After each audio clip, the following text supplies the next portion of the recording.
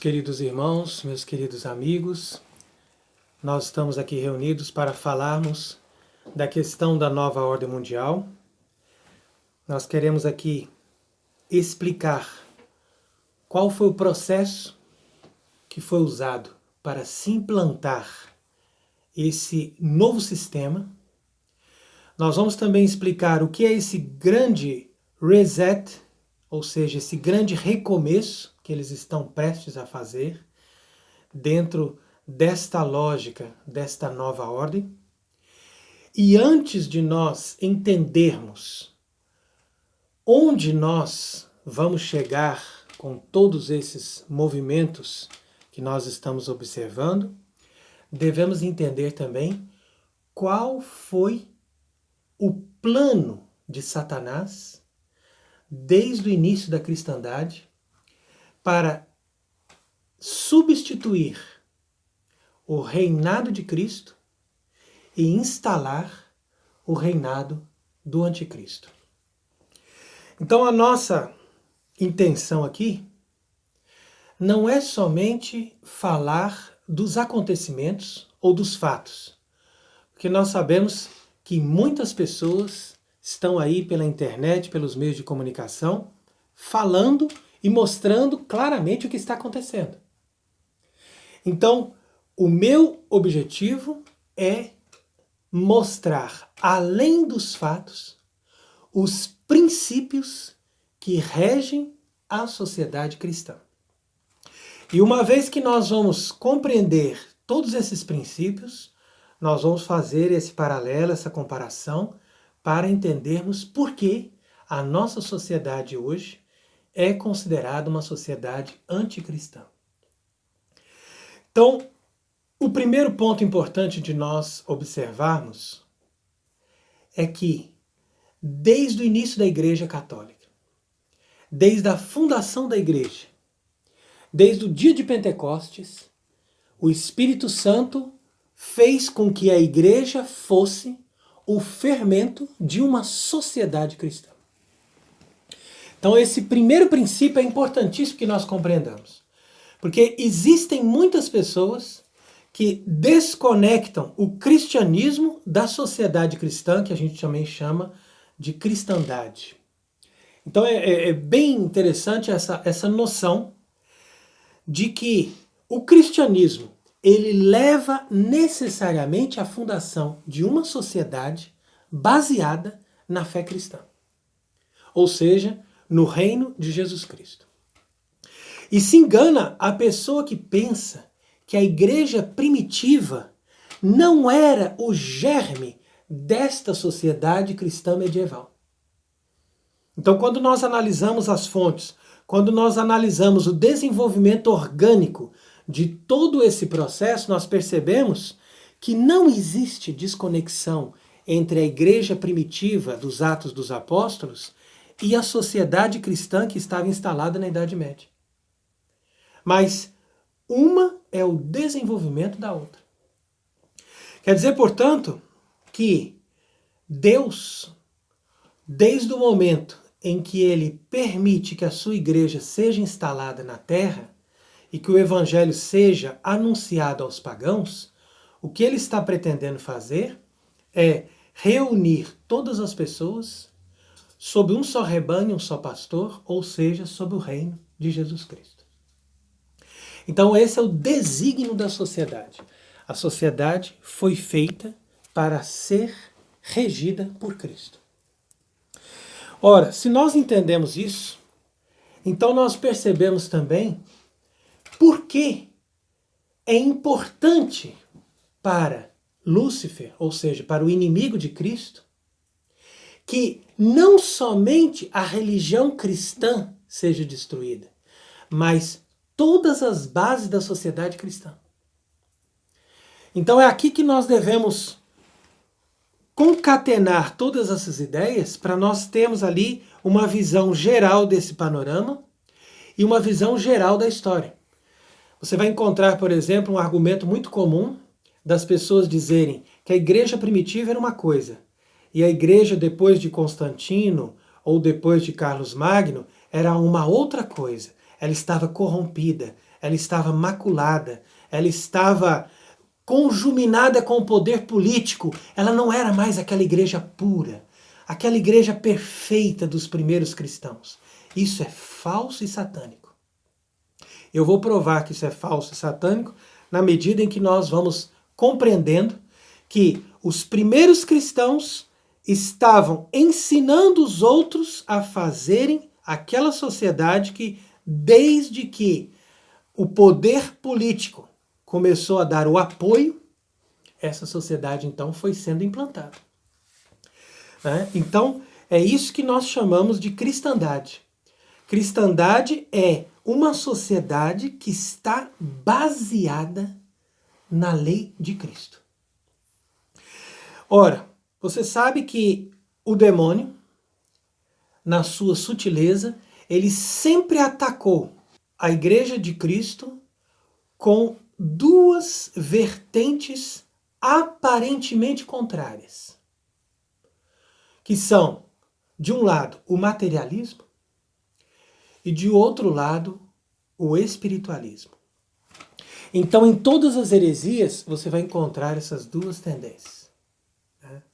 O materialismo, por um lado, ou seja, levarmos as coisas para o plano simplesmente material e mundano.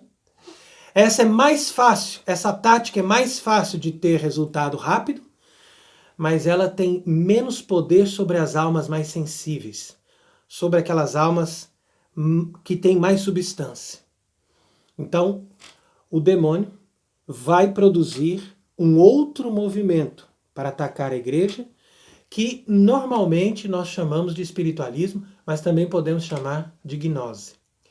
A gnose é como que o pano de fundo de todas essas heresias e de todos esses movimentos que buscam mostrar que você pode ser mais perfeito, que você pode ser mais santo, que você pode ser mais próximo de Deus se você não depende nem da autoridade política, nem da autoridade religiosa. Então essas coisas são importantíssimas. Ora, você sabe também que desde o início da pregação do Evangelho, houve uma entidade que se colocou frontalmente contrária à Igreja de Cristo. E essa entidade nós chamamos de sinagoga. O Apocalipse chama também de sinagoga de Satanás. Quer dizer que os judeus que se converteram ao verdadeiro Messias se tornaram os grandes mentores do cristianismo primitivo. E foram eles que estruturaram a religião baseando-se naquilo que havia de autêntico e de lúcido no Antigo Testamento. Entretanto, os judeus que não acreditaram em Cristo, imediatamente eles se compactuaram com o poder das trevas para fazer uma oposição cega e doentia até o último grau contra essa igreja do verdadeiro Messias. E normalmente eles auriram do Antigo Testamento tudo aquilo que podiam ter de confuso e de desviado. Então é por isso que o Talmud interpreta o Antigo Testamento numa chave materialista, num contexto puramente político e terreno. E é também por isso que a Cabala, que é a outra vertente desses mesmos inimigos de Cristo, interpreta o Antigo Testamento numa chave puramente espiritualista e gnóstica. Então ali você vai perceber essas duas nuances que são aparentemente opostas, mas que vão sempre caminhar de mãos dadas no objetivo de combater o cristianismo. Então preste atenção o que acontece aqui para nós. A maioria das pessoas hoje, mesmo aqueles que se dizem católicos, pensa que o cristianismo é a religião do livro, que nós temos uma Bíblia. E essa Bíblia é o código que nós devemos seguir. Ora, se você for observar, até o século XVI, nem sequer nós tínhamos imprensa. E os cristãos não tinham essa lógica de buscar na Bíblia a noção da religião católica. Então, é preciso a gente entender que o cristianismo não é a religião do livro. A religião do livro é o talmudismo, é o judaísmo talmúdico. Por quê? Porque é baseada na Torá e baseada no Talmud, que são as leis que eles redigiram depois de Jesus Cristo. Portanto, o judaísmo que eles praticam hoje não tem nada a ver com o Antigo Testamento, é uma outra religião. E a partir do momento em que eles interpretam pelo Talmud todas as passagens da Bíblia que eles têm do Antigo Testamento, então você vai perceber que para eles o Talmud é o livro por excelência que vai lhes dar os conceitos da verdadeira religião. E é nessa mesma lógica que eles criaram o protestantismo. E criaram também o islamismo pelo Alcorão. Ou seja, demos para eles um livro. E eles têm que seguir esse livro. Desde que eles tenham sempre as mesmas interpretações que nós, que são as leis do noachismo. Então a gente chama de 7 leis do noachismo, que são os 7 mandamentos da lei de Deus, tirados os 3 primeiros, que segundo eles, os 3 primeiros são reservados aos judeus, que são aquelas pessoas únicas que podem ter relação com Deus diretamente. Então o resto do mundo, que não é judeu, fica dependendo dos 7 outros mandamentos, e basta que eles tenham um livro na mão com códigos morais e que eles acreditem num único Deus. Então isso é o islamismo, isso é o protestantismo, ou seja, são religiões noachistas, que quer dizer que são judaísmos talmúdicos de segunda classe, feitos para os gentios. O cristianismo, porém, se nós formos observar na lógica, na teologia dos padres da igreja, ele é uma religião baseada, não num livro, mas num evento, a encarnação do Verbo.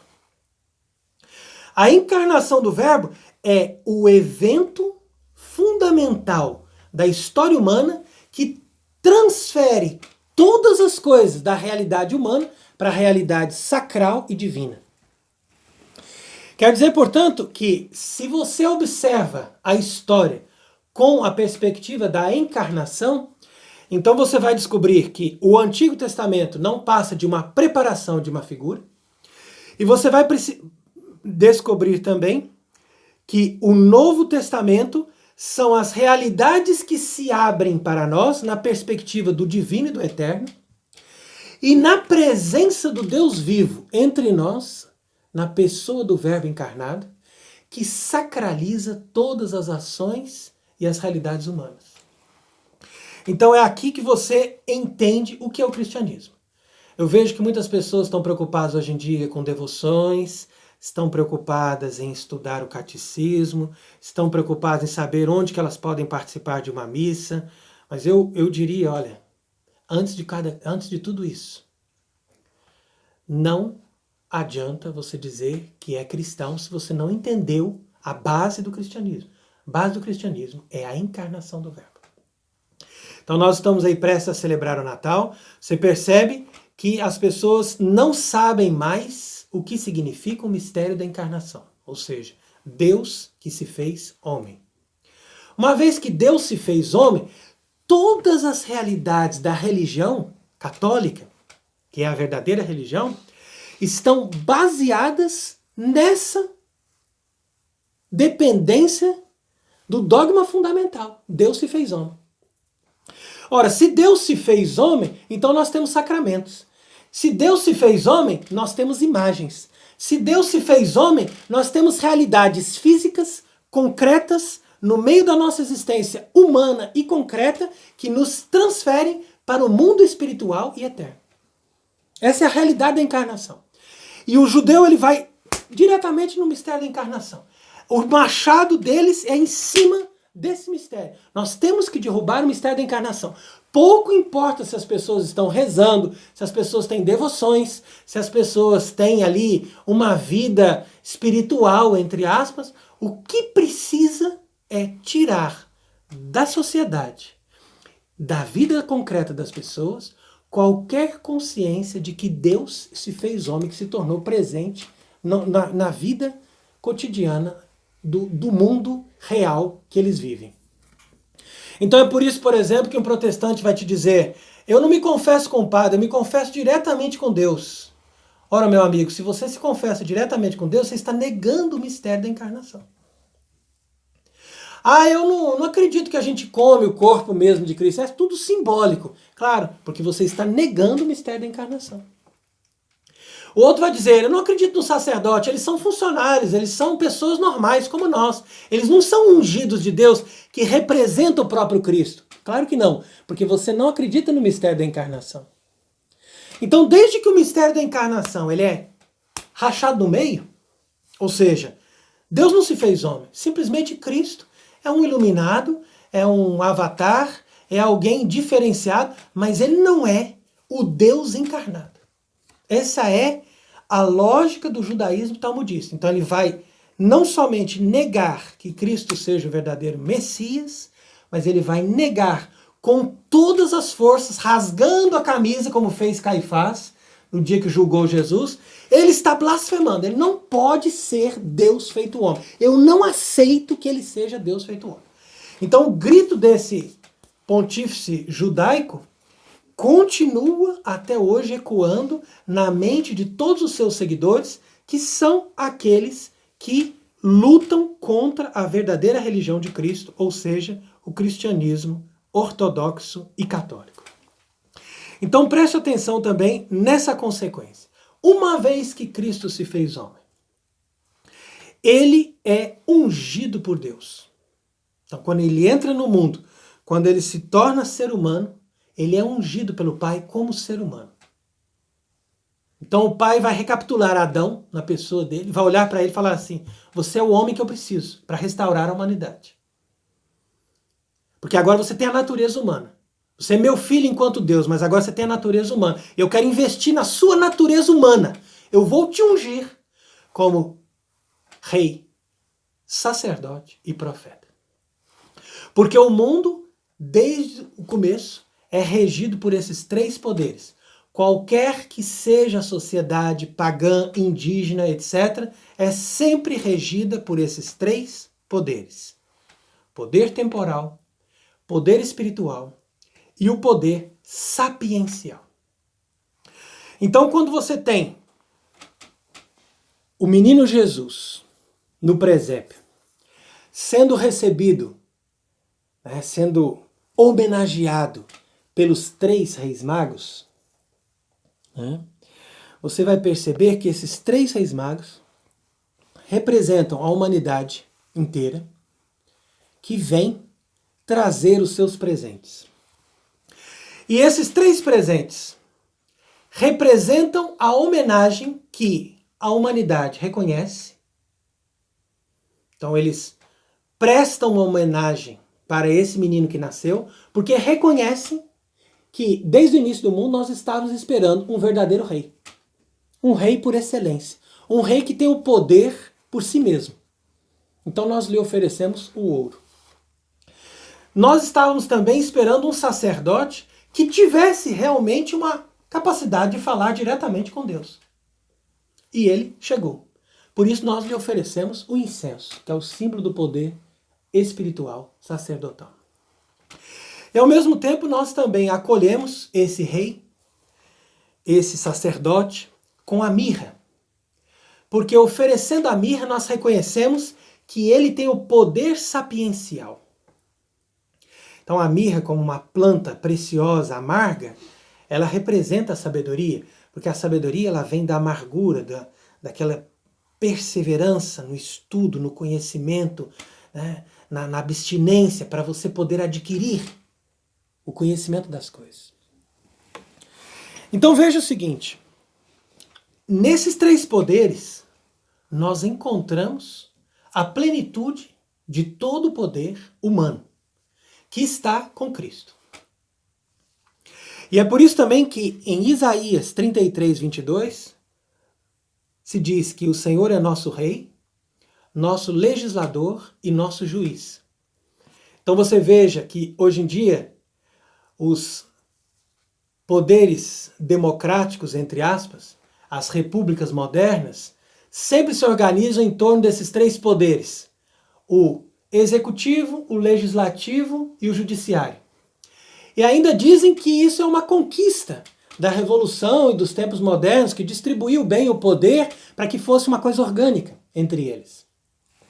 Entretanto, isso já estava bem descrito na Bíblia, e esse organismo já foi muito bem aproveitado na sociedade cristã medieval.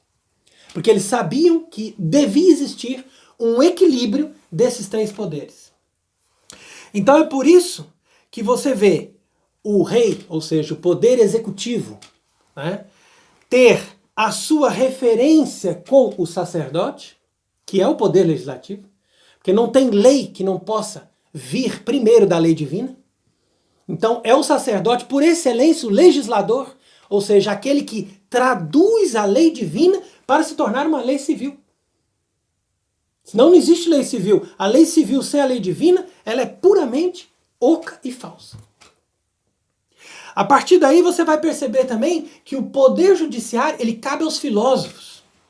Isso desde os antigos era dito. Ou seja, cabe àqueles que são sábios, àqueles que são instruídos suficientemente para julgar as coisas segundo a sabedoria. Veja, por exemplo, Salomão. Né? Ele, sabendo que era rei, que tinha o poder temporal, ele julgou importante ter também o poder sapiencial. Porque aquilo faria com que o seu reinado fosse ponderado, fosse equilibrado, né? E não se tornasse um reinado tirânico. E é interessante também a lógica do poder sapiencial, a gente pouco reflete sobre isso, porque normalmente eu vejo muitas vezes as pessoas escreverem, comentarem sobre o poder temporal e o poder espiritual. Mas existe também a lógica do poder sapiencial. Esse poder sapiencial pode se referir a uma sabedoria humana, juntamente com uma sabedoria divina. Então é nisso que você pode encontrar, por exemplo, a sabedoria humana em forma do conhecimento científico, que é o conhecimento das coisas físicas, materiais e observáveis, e também ligado com o conhecimento filosófico, que aqui pode se traduzir também na metafísica e na filosofia mais elevada, que é capaz de alcançar a contemplação de coisas que não são experimentadas pelos sentidos. Certo? Então aqui você tem poder sapiencial humano. Mas acima desse poder sapiencial humano, ou seja, acima da lógica da razão, você também tem o poder sapiencial na lógica da fé. E é onde você vai encontrar os sábios, que são os monges profetas. Então, o profetismo, que é sempre também conectado com o monaquismo, então quando os apóstolos falam dos profetas, no Novo Testamento, eles se referem aos monges, porque os monges são os profetas do Novo Testamento. Então, desde que a instituição monástica foi fundada já no início do Novo Testamento, então você vai perceber que são esses monges profetas que vão guardar, que vão ser responsáveis na lógica sobrenatural de manter o poder sapiencial. Então, esses princípios são muito importantes, porque senão nós não vamos entender o que é a cristandade, não vamos entender também por que a religião católica é a religião verdadeira, e também nós não vamos entender por que o diabo foi justamente em cima de cada um desses poderes para desmontar a sociedade cristã e, em cima dela, construir a nova ordem mundial, que não é outra coisa senão a sociedade do anticristo. Então eu faço aqui também uma observação. São João Batista, Por que São João Batista tinha que ser o precursor de Cristo? Por que São João Batista tinha que batizar Jesus Cristo? Por que São João Batista era tão necessário? Se ele já era Deus, se ele podia fazer milagres, se ele podia chegar e mostrar o seu poder. É exatamente por causa disso. Porque nem o poder espiritual, nem o poder temporal podem ser exercidos senão com o aval, com a aprovação do poder sapiencial.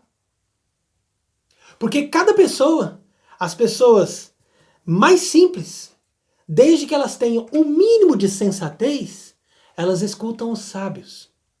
Antes de ver se os milagres são verdadeiros, antes de ver se aquela pessoa realmente é filho de Davi, se ele tem poder, se ele é enviado de Deus, vamos escutar os sábios. Então, São João Batista, ele é o paradigma do sábio, ou seja, do monge profeta que vive na lógica do celibato a realidade futura, que a pessoa que vive o celibato, ela vive na profecia da realidade futura, que o casamento é uma instituição totalmente voltada para a terra, enquanto que o celibato é voltado para a realidade do céu. Então, João Batista, paradigma desse poder sapiencial, é ele que tem que batizar Cristo. Quando Nosso Senhor vem, ele diz, olha, eu não sou digno de te batizar. Mas Nosso Senhor responde para João Batista, olha, faça assim, porque convém que se cumpra toda a justiça.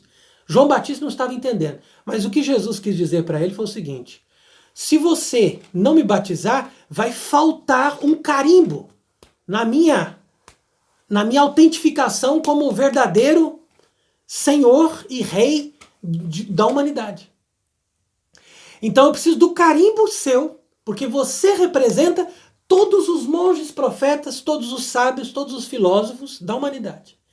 Então essas pessoas estão agora nas suas mãos para que você diga, eu tenho o seu carimbo, eu tenho a sua aprovação. Então o batismo de João para nosso Senhor Jesus Cristo não é um sacramento, ele é um ato de aprovação. Como se fosse um ato jurídico de aprovação, ele é realmente legítimo e enviado por Deus. Então agora preste atenção como que a sociedade cristã se desenvolveu. A partir do momento que os apóstolos pregaram o evangelho, os apóstolos anunciaram a palavra de Deus, constituíram os bispos, e os bispos constituíram monges. A igreja começa sempre assim. Os bispos não constituíram somente presbíteros, mas eles constituíram monges e virgens consagradas. Por quê? Ele dizia, cabe a vocês agora viver na contemplação. Da contemplação vocês vão dar para a igreja o suporte, a base do poder sapiencial. E depois que nós temos os bispos, quer dizer, aqueles que têm o poder sacerdotal, e os monges ao seu lado, nós vamos atrás agora de conquistar os reis. Porque os reis têm que se converter e têm que se ungir para serem legítimos. Se deixar ungir. Então, foi nessa lógica que Constantino acolheu o cristianismo, que Teodósio colocou o cristianismo como a religião oficial do império, e que depois Justiniano, que é o ápice do Império Bizantino, unificando o Oriente e o Ocidente, ele fez com que se estabelecesse a cristandade, através de leis baseadas no Evangelho. Então nós temos esses três passos. Constantino aprova o cristianismo da liberdade de culto. Teodósio, que foi 60 anos depois, garante que os concílios sejam aprovados pela autoridade civil e que, a partir daí, as pessoas tenham o cristianismo como religião oficial. Num outro momento, nós temos o Império Bizantino com Justiniano, que no seu código de leis vai garantir a justiça em todo o império, baseando-se na lei do Evangelho. Então você imagina como que isso se desenvolveu de forma orgânica e de forma bem organizada. Então eu diria que Justiniano chegou ali no ápice exatamente por causa disso, porque naquele momento, que foi no século VI, foi um século muito luminoso, nós temos ali também a presença de Gregório Magno, como Papa. Então você veja que a igreja estava bem organizada nesses 3 pilares. Ou seja, a instituição monástica era gigantesco número de monges e de monjas no mundo inteiro. Não havia uma diocese sequer sem ter pelo menos uma meia dúzia de mosteiros. A partir do momento que eles tinham os mosteiros garantindo o poder sapiencial, eles tinham os reis convertidos ao poder temporal cristão. E você tinha também os bispos em torno do Papa, que mantinham a ortodoxia dos concílios aprovados pelo Papa e pela autoridade civil. Então isso é a Igreja Católica.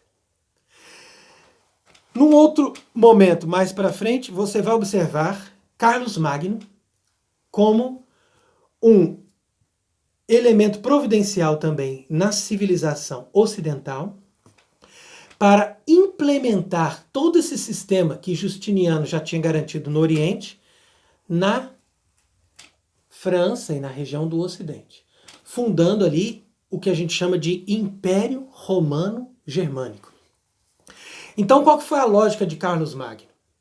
Eu não posso governar, eu não posso ser um rei, ser um imperador, sem o poder sapiencial ao meu lado. Então, a primeira preocupação de Carlos Magno foi trazer os monges da Inglaterra, que estavam na Inglaterra, porque a Inglaterra era um celeiro de monges, e eles eram os monges mais sábios, porque eles tinham conservado os códices, todos os livros dos padres da igreja. Então ele trouxe esses livros, esses monges da Inglaterra, para junto dele, e ele fez com que esses monges organizassem em todo o seu reino, era esse o único plano de Carlos Magno, em todo o meu reino, mosteiros e escolas. Mosteiros e escolas. Funda o mosteiro garante ali o poder sapiencial. Em torno do mosteiro, a vida cultural, então as escolas. A partir dali você tem a base, porque você garante uma sociedade que está estruturada não somente na força do poder. O poder não pode ser uma coisa que se impõe, porque ele é um poder provisório. Mas o poder, para ele ser definitivo, para ele se enraizar, né, para ele se perpetuar, é preciso que as pessoas que fazem parte daquele reino compartilhem das mesmas ideias. Então foi por isso que Carlos Magno decidiu que no reino dele não poderiam permanecer os arianos, porque os arianos, ou seja, os hereges que não aceitavam a divindade de Cristo, eles dividiam o reino. Então Carlos Magno disse, ó, arianos fora do meu império. Garante em cada diocese mosteiros e escolas. E a partir daí ele conseguiu configurar a Europa para o que a gente chama de Idade Média.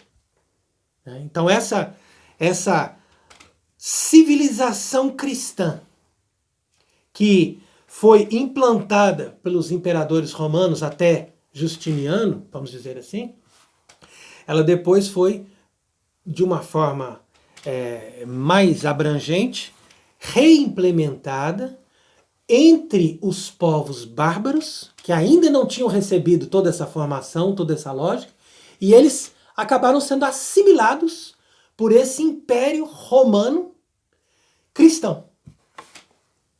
Ou seja, em cima do império romano pagão, eles construíram o império romano cristão. Sempre com a lógica desses 3 poderes. Uma vez que Cristo veio na terra para ser rei, então o rei é ungido como representante de Cristo.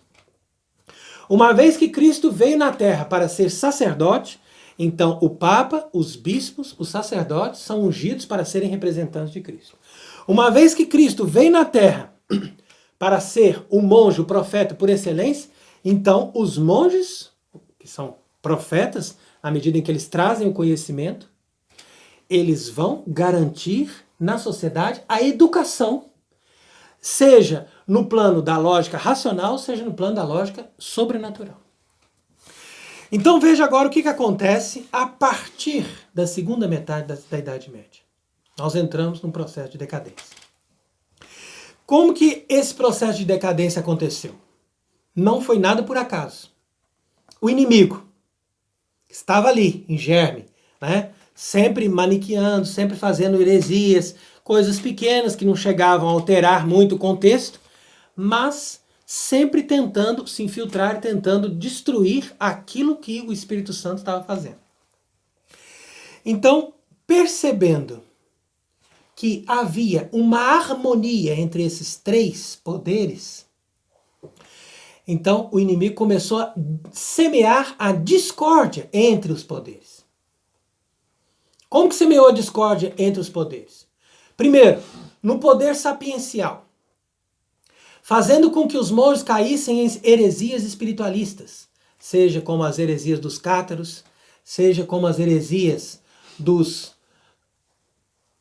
daqueles franciscanos que seguiam uma lógica de uma pobreza ultra radical e criticavam o poder temporal do Papa e criticavam os bispos e criticavam as outras ordens, como se eles fossem os únicos capazes de receberem o Espírito Santo. Então o germe, né, de todas essas revoltas dentro das ordens religiosas foi justamente essa falsa ideia de que você pode buscar uma vida espiritual extremamente perfeita e, ao mesmo tempo, você deve exigir que toda a igreja viva nessa mesma lógica de perfeição. Sendo que a perfeição não é para todos. A perfeição é para os escolhidos, para aqueles que têm uma graça maior de viverem segundo uma condição mais perfeita, mais radical. Então eles queriam impor isso na sociedade. Quer dizer, a partir daí houve conflitos entre as ordens monásticas e o poder espiritual do Papa. Então foram essas ordens que começaram a suscitar aquilo que depois seria o protestantismo. Então isso aí já veio dentro do seio de ordens monásticas, de ordens religiosas. Eles é que começaram a desenvolver filosofias falsas, como o nominalismo. Eles é que começaram a desenvolver sistemas religiosos de extrema perfeição e pureza, mas sempre condenando a hierarquia e a autoridade da igreja. Como fez Wycliffe. Então, esses precursores do protestantismo foram pessoas que saíram do poder sapiencial. Eram filósofos, eram monges, eram profetas. Mas ao invés de usarem isso para a glória de Deus, eles usaram isso em proveito próprio, no seu próprio orgulho, na sua própria satisfação, e perderam a lógica dessa harmonia. Ao mesmo tempo, o poder temporal começou também a desafiar o Papa. Então você observa, por exemplo, o episódio de Anagni, onde Filipe o Belo, representado pelos seus advogados e os seus políticos, ele desafiou o Papa Bonifácio VIII, que levou um tapa na cara naquele dia, para ser depois completamente humilhado e de uma forma impressionante, ele como que abriu um precedente histórico para que perdesse, que se acabasse aquela integração entre o poder temporal e o poder espiritual que foi feita desde os tempos da antiguidade. Então, a partir daí, você começa a perceber que a civilização medieval, ela começa a rachar as suas estruturas. E o modo de produção rural começa a se transformar no modo de produção das cidades, comercial e financeiro. Então, desde que você começa a mudar o modo de produção, desde que você começa a enfraquecer o poder sapiencial, desde que você começa a criar uma crise de conflito, né, de choque entre o poder temporal e o poder espiritual, então você percebe que a civilização cristã começa a ter o início da sua decadência. Tudo isso era orquestrado por baixo dos panos por aqueles que, desde o início, como eu disse, são inimigos da igreja, né, que se baseiam, como eu disse também, no Talmud e no Cabalismo. Ora, nessa mesma lógica, eles vão jogar em cima da sociedade o que nós chamamos de renascentismo, que é uma espécie de retorno ao paganismo, com uma falsa ilusão de que o paganismo era um tempo bom, era um tempo de liberdades, era um tempo de conquistas, era um tempo de glória, era um tempo onde as pessoas tinham conhecimento, tinham cultura. Então, com essa fachada mentirosa, eles apresentam para a sociedade cristã, ainda marcada pelos valores da Idade Média, novos valores para que as pessoas se confundam e se percam no meio desses desvarios de ideias e de conflitos. Então, na verdade, se você for observar, esse renascimento vai propor o humanismo, que não é outra coisa senão uma novidade que introduz o homem no lugar de Deus. E isso nem os pagãos ousaram fazer. Porque até as leis dos pagãos eram baseadas nos deuses dos pagãos. Eram os deuses dos pagãos que davam autoridade para as leis que eles colocavam como a base da sociedade deles. E é por isso que quando eles se convertiam, eles simplesmente trocavam. Ó, o nosso Deus é falso, substitui, coloca o Deus cristão. Mas a base da sociedade estava ali. Então, desde o início do mundo, não existiu nenhuma sociedade que ousou colocar o homem no lugar de Deus. Isso aí foi uma introdução, foi uma novidade. Né? Então é por isso que você começa a perceber como que aqui nós estamos entrando realmente num processo de transformação da sociedade cristã numa sociedade satânica. E é isso que nós vamos chegar no fim desse processo. Então você percebe que o protestantismo, ele triunfou pelo enfraquecimento do poder sapiencial. Então, na medida em que foram acabando com os mosteiros, e foram acabando com as ordens religiosas, e foram acabando com essa lógica de conservar o conhecimento, de conservar a filosofia, de conservar a verdadeira ciência, então entra em cena o protestantismo, que não é outra coisa senão o quê? Senão a lógica de que são os leigos que devem substituir os monges e devem substituir os sacerdotes na estrutura da igreja. Então, ao invés da pessoa adquirir a sabedoria e se tornar um monge, para ele ter a sua influência da igreja, ou ao invés da pessoa adquirir aquela unção espiritual para ela ser o intermediário entre Deus e os homens, como sacerdote na estrutura da igreja, ela vai substituir esses dois poderes, espiritual e o sapiencial, pela pessoa que não é qualificada. Ou seja, pela pessoa que simplesmente se autoproclama sacerdote e profeta. Então foi por isso que todas as doutrinas dos protestantes baseiam-se nessas passagens bíblicas que dizem: vós sois um povo sacerdotal, vós sois um povo profético. Então eles jogam no povo aquilo que Cristo, na verdade, assumia nele mesmo e dava para os seus representantes. Obviamente que todos os batizados têm essa dimensão em menor escala, mas ser sacerdote, ser rei, ser profeta é algo que pertence a Cristo. E Cristo dá a participação de cada um desses poderes para aquelas pessoas que estão sendo qualificadas e assumidas pela igreja nessa estrutura. Então é por isso que era muito importante, nesse contexto da civilização cristã, a mediação do Papa. Porque o Papa, como alguém que é a cabeça do poder espiritual, ele ao mesmo tempo absorve também o poder temporal e o poder sapiencial. Então, como cabeça do poder espiritual, ou seja, cabeça da igreja, né?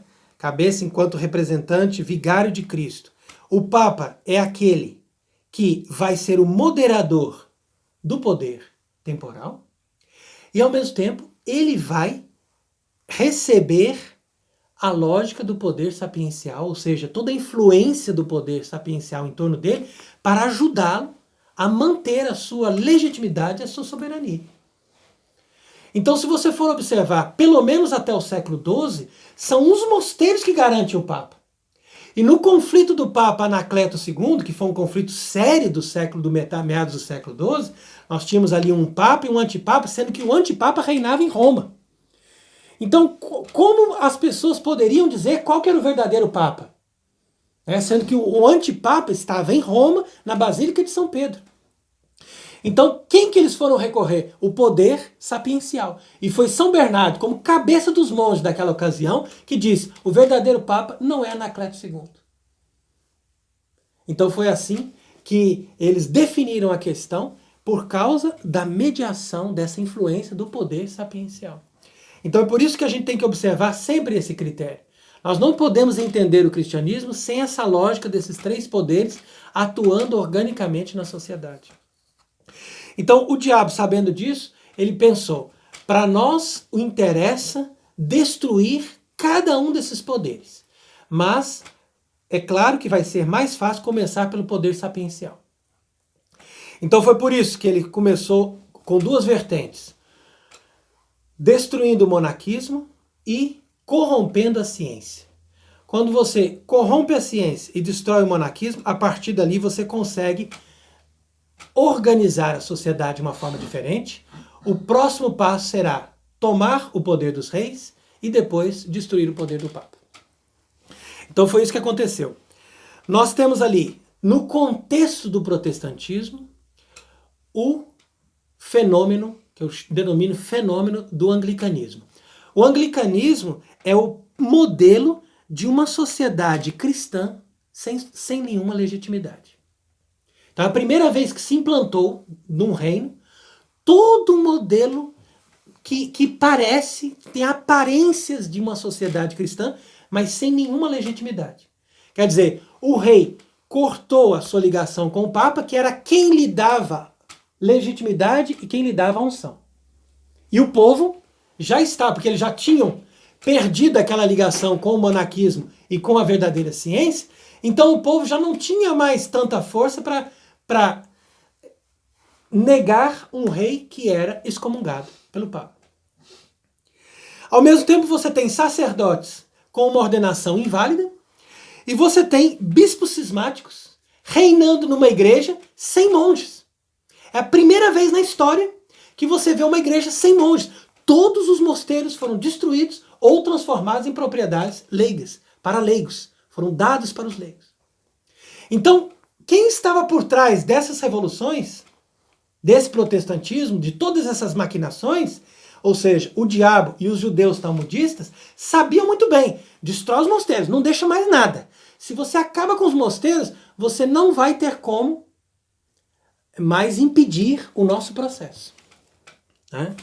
Então, uma vez que esses mosteiros foram destruídos, eles conseguiram fazer uma igreja com bispos cismáticos inválidos e com um rei que não tinha a unção papal. A partir daí você entra no Estado moderno. E entrando no Estado moderno, você vai conseguir perceber que as leis do Estado moderno são baseadas naquilo que a gente chama de direito positivo. Direito positivo significa o seguinte: você faz a lei e a autoridade dessa lei está baseada no próprio aquele que fez a lei. Ou seja, a autoridade não é oca, não tem poder nenhum, porque eu faço a lei e a autoridade da lei está em mim mesmo. Mas qual que é a minha autoridade? Sendo que a lei que tinha que me dar autoridade. Então a lógica antiga era o seguinte: a lei vem de Deus. E eu sigo a lei, portanto, eu tenho legitimidade porque eu sigo a lei que Deus transmitiu. Agora, você corta com isso. Você tem um direito positivo, ou seja, eu implanto pela força o poder, eu tenho a polícia, se você não obedece, você vai para a cadeia. Pronto. Aqui que é baseado o Estado moderno. Todo mundo diz: democracia, viva, saímos da Idade Média, saímos do tempo das trevas, hoje nós temos liberdade. Hoje nós vivemos no Estado moderno. Todos são livres, todos são iguais. Vai ver o que vai dar. É a ilusão. Ao mesmo tempo, vem Kant e vai dizer que a moral é algo importante, mas que começa e termina no homem. Ele nega o sobrenatural. Ele nega que nós podemos receber alguma coisa de alguém que está acima de nós e que é independente do homem, que quando o homem não existia, ele já estava ali com toda a verdade pronta e estabelecida. Então isso é o ateísmo, só que de uma forma disfarçada. Então você percebe que as bases da civilização moderna são bases que estão lá estruturadas nesse ateísmo, ou seja, você tira Deus, coloca o homem em primeiro lugar, mas o homem em primeiro lugar é um homem indeterminado. Portanto, será a injustiça que vai sempre prevalecer. À medida que o homem está em primeiro lugar, você pode com facilidade manipular as pessoas, escravizar as pessoas, e ainda dizer tudo que eu faço é para o seu bem. É assim que funciona. Então veja o que acontece. A Revolução Francesa foi vitoriosa, por quê? Porque já tinha 4 séculos que eles estavam atacando o poder sapiencial. E você percebe que justamente no século anterior, o século XVII foi o século de Galileu. Quem era Galileu? Galileu é um falso filósofo, Galileu é um falso cientista que desafia a autoridade do Papa. Ele não tem prova de que a Terra se move e o Papa condena a doutrina dele, porque o Papa é moderador, ele detém o poder sapiencial também, então ele é moderador desse poder, ele vai lá e condena a doutrina de Galileu. E o mundo moderno faz uma propaganda enorme para dizer: vocês seguem um Papa que é um ignorante, porque ele não conhece as leis científicas. Se nós ainda tivéssemos mosteiros, como tínhamos no século IX, na época de Galileu, Galileu seria considerado um ridículo. Todos aqueles monges iam vir de provar que ele não tinha nenhuma razão.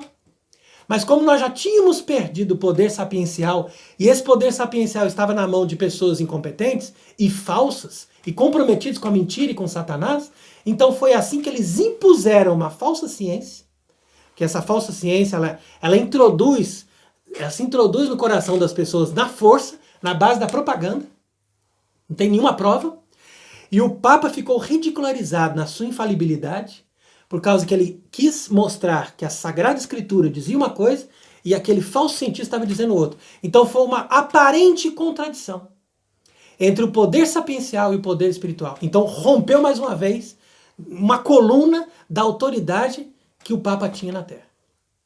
Então você vai vendo como essa autoridade sapiencial foi cada vez mais sendo esfacelada e sendo substituída por uma falsa ciência e por falsos filósofos. E os monges foram sendo completamente desaparecidos, os verdadeiros monges. Entretanto, nós vamos observar que na Revolução Francesa eles conseguiram decapitar o rei, que era ungido desde 1300 anos pela autoridade da igreja. Então tinha uma sucessão ininterrupta, desde o século V, com o batismo de Clovis, que recebeu a unção com o óleo sagrado para ser o representante de Cristo como rei da França. Ora, esses reis, mesmo que eles tenham tido seus defeitos humanos, morais, eles representavam uma autoridade legítima, temporal, que era ligada a Cristo. Então, essa autoridade legítima, temporal de um rei que tem a sua conexão com Cristo, que é ungido para ser um Cristo, ou seja, para ser um verdadeiro representante do Deus encarnado, então era isso que dava a força de legitimidade do poder temporal no meio da sociedade, para ele ter a missão de realizar a sociedade cristã.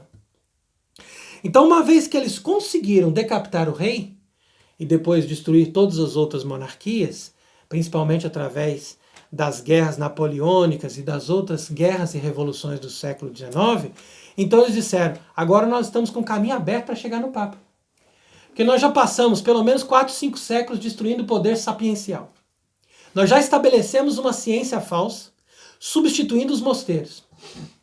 Então agora nós chegamos até o poder temporal e substituímos a lógica do poder legítimo e divino pela lógica de um poder democrático, entre aspas, onde o povo tem todo o poder, quando na verdade o que estava sendo feito ali era colocar o poder nas mãos do sistema financeiro.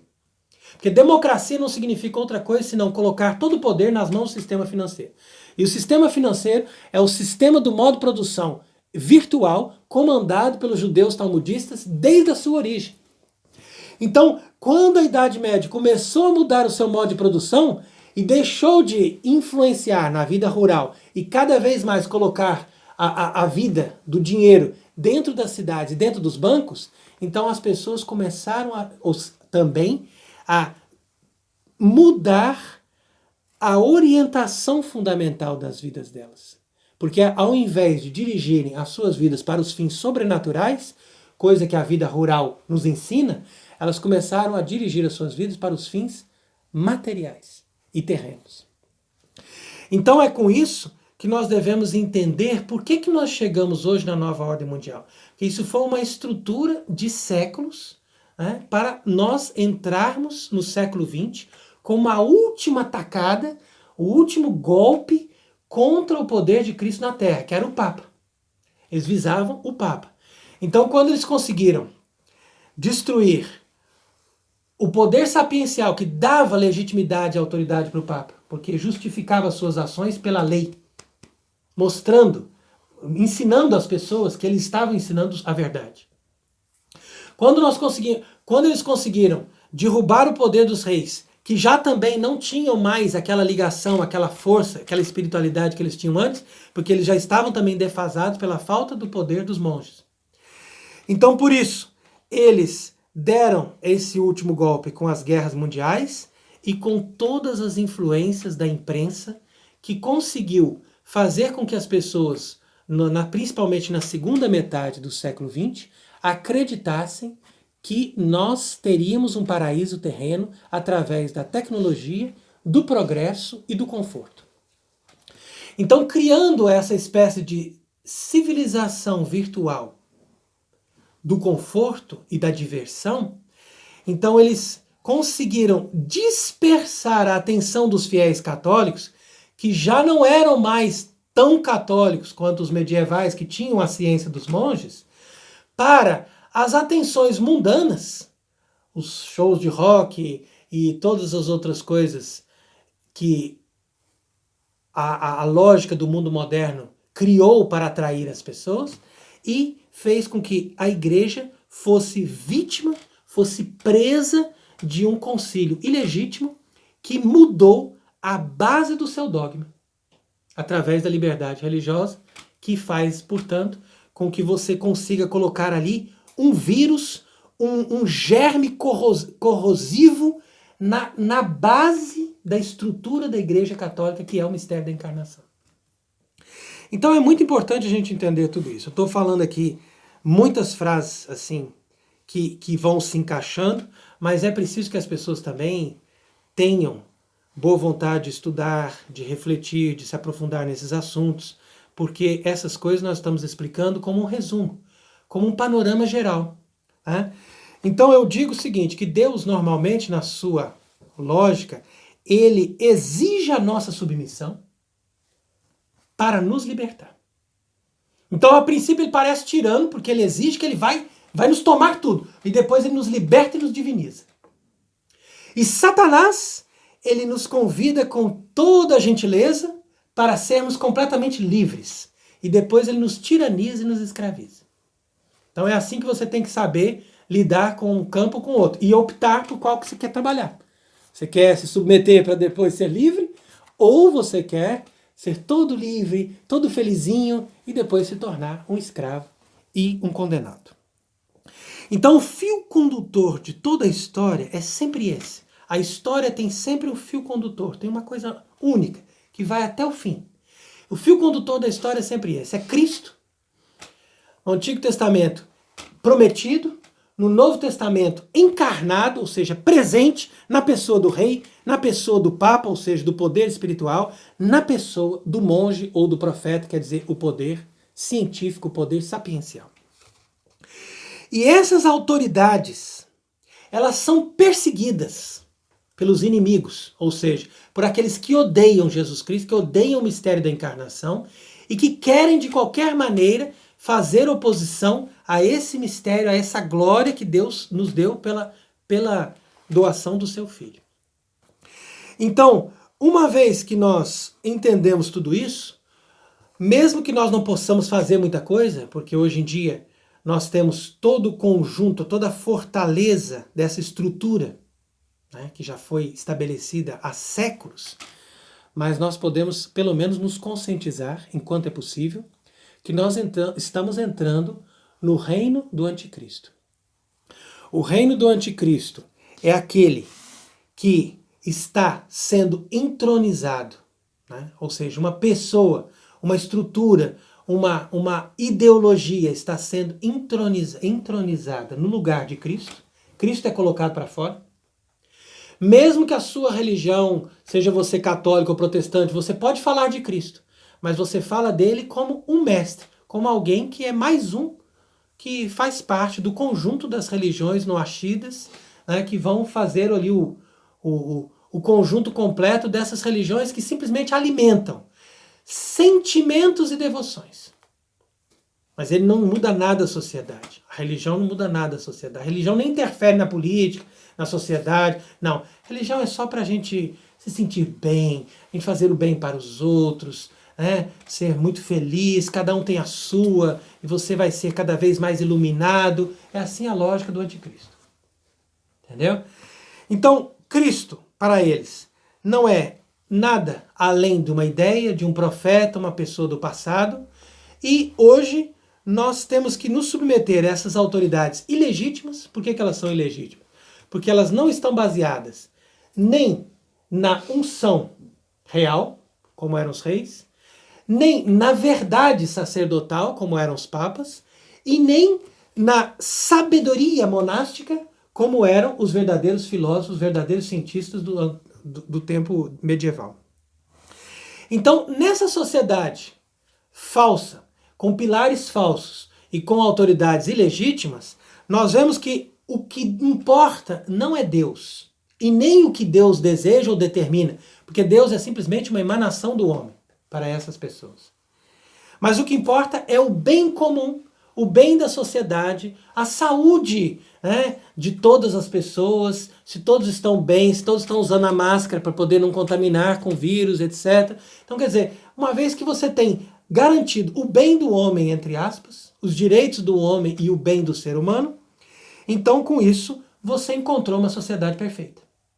Só que eles se esquecem que esse bem do homem não tem seus fundamentos, não está baseado naquilo que é eterno, naquilo que é perfeito, naquilo que é sólido, que é a própria autoridade de Deus. Então, sem esses fundamentos, nós cairemos necessariamente na tirania, no comunismo e na completa desintegração dos valores morais. Porque nenhuma lei moral tem hoje o seu fundamento, uma vez que tudo isso acabou. O Papa Francisco vai continuar dizendo que ele não muda nenhuma doutrina e nenhum dogma, porque, é claro, não precisa mais. A religião virou simplesmente uma coisinha do passado que você coloca num quadro. Não precisa mudar. Tá lindo o quadro. Deixa ele lá desse jeito. Não mexe mais nele. Mas isso aí é coisa do passado, é coisa que já passou. Hoje nós instituímos uma outra sociedade. Eu tenho a minha religião, você tem a sua. Acabou. Então, dentro dessa lógica, nós atingimos então o ápice dessa preparação para o reino do anticristo, o que nós chamamos de nova ordem mundial, porque a antiga ordem, que era a sociedade cristã, foi completamente dizimada e completamente destruída. Então, cabe a nós, se nós quisermos realmente fazer a vontade de Deus, nos conscientizarmos de todas essas realidades, de todos esses problemas, e entrarmos em sintonia com o Senhor no mistério da sua encarnação, para que nós possamos reconstruir a sociedade cristã no momento em que Deus nos der esta graça, porque vai caber a Deus, ao poder de Deus, de fazer com que todos os seus inimigos caiam por terra e que nós tenhamos então, ou nossos sucessores, as pessoas que vão aprender conosco, vão restaurar tudo aquilo que eles destruíram, para que Deus seja ainda glorificado e bendito sobre esta terra, com o seu único Filho, Jesus Cristo, que é verdadeiro Rei, verdadeiro sacerdote e verdadeiro profeta, aquele que veio ao mundo e o único que pode nos unir ao Pai. Que ele seja bendito pelos séculos sem fim. Amém.